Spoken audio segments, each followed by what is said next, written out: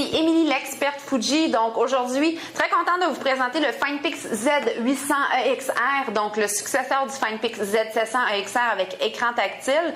Donc aujourd'hui, ce qu'on va faire, c'est que je vous présente l'appareil, on va regarder un peu les fonctions, qu'est-ce qui vient dans la boîte. Donc premièrement, boîte blanche parce que c'est un appareil pré-production, donc on n'a pas encore les appareils en magasin.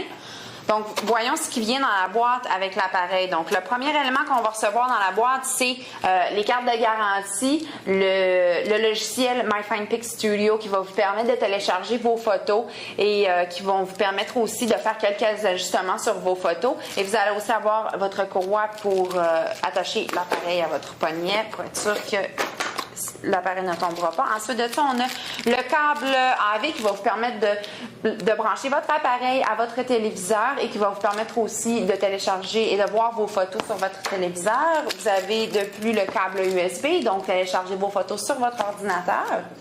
Ensuite de ça, l'appareil vient avec une pile NP45, une pile au lithium rechargeable qui est fournie avec le rechargeur de pile aussi, donc vous avez juste à le brancher au mur et vous êtes prêt à recharger vos photos. Et ensuite de ça, nous avons le FinePix Z800 EXR et voilà, donc je vais sortir de l'emballage. Magnifique appareil photo, donc comme je vous disais, c'est un appareil écran tactile, donc un grand écran 3.5 pouces. Je reviendrai à l'écran et aussi on va avoir une deuxième vidéo on va vraiment faire le tour de toutes les fonctions et caractéristiques de l'appareil. Donc un appareil qui vient en deux couleurs, rouge et noir, avec un fini, boîtier en métal, donc un fini illustré, donc très très bel appareil. Donc c'est la manière dont vous allez tourner l'appareil à on. Donc ce que je vais faire, c'est que on va faire le tour de l'appareil, on va insérer la pile et on va aussi insérer la carte mémoire, puis on va regarder un peu de quoi a l'air l'écran ACL de l'appareil, l'écran tactile.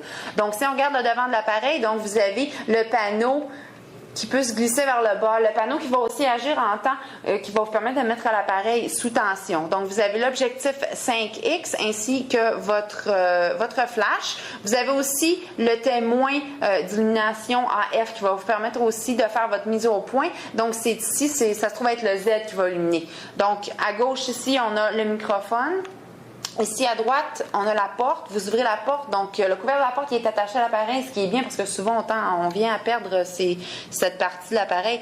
Donc si c'est l'entrée pour mettre votre câble USB, donc le câble USB, d'un côté câble USB, de l'autre côté AV et sortie aussi pour votre sortie USB pour mettre sur votre ordinateur. Donc les deux vont se brancher à la même place ici. Dessous de l'appareil, donc vous avez la station pour le trépied. Vous avez donc, c'est ici qu'on va ouvrir la petite porte pour insérer la batterie. Donc, je vais insérer la batterie, donc orange à orange. Donc, vous faites juste insérer la batterie. Et c'est aussi, en haut de la batterie, vous allez avoir l'endroit pour insérer votre carte mémoire, donc carte mémoire SD ou SD haute capacité, peu importe, l'appareil prend les deux. Ensuite de ça, on a le dessus de l'appareil, donc vous avez ici le déclencheur pour prendre la photo, vous avez aussi la molette de zoom pour vous permettre de zoomer in, zoomer out sur votre sujet, donc téléphoto macro.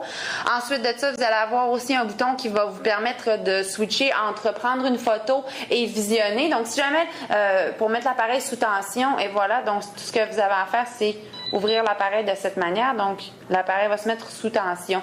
Donc si jamais vous avez l'appareil fermé et vous décidez de visionner vos photos, vous pouvez seulement activer ce bouton-là sur le dessus tout en ayant le panneau avant fermé et vous allez pouvoir revoir vos photos.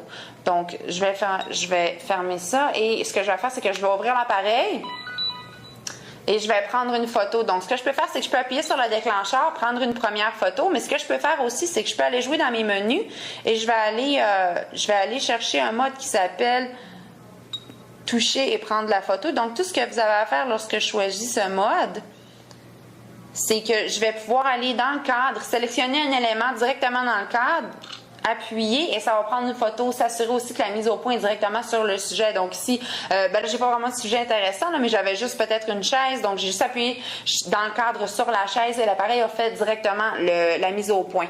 Donc, juste pour revenir aussi, donc écran ACL de 3.5 pouces, grand écran au contraste, donc c'est très facile de voir les photos et je peux naviguer aussi un peu style iPod, donc je peux naviguer à travers mes photos et je peux voir aussi je peux effacer mes photos et je peux voir aussi toutes mes fonctions qui sont disponibles dans l'appareil.